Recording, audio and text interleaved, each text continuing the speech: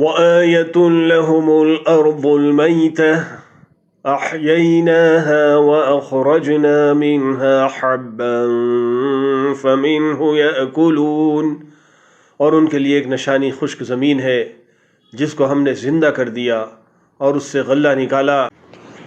جس میں سے وہ کھاتے ہیں۔ وَجَعَلْنَا فِيهَا جَنَّاتٍ مِّن نَّخِيلٍ وَأَعْنَابٍ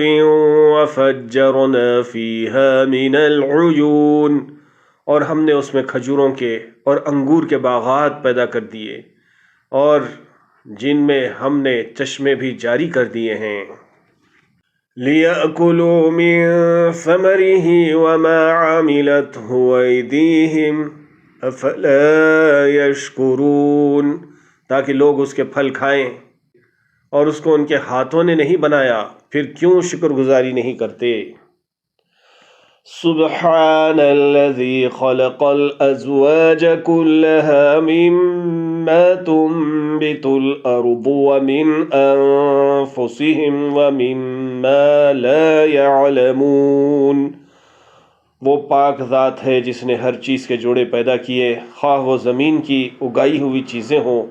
خواہ خود ان کے نفوس ہوں، خواہ وہ چیزیں ہوں جنہیں وہ جانتے بھی نہیں۔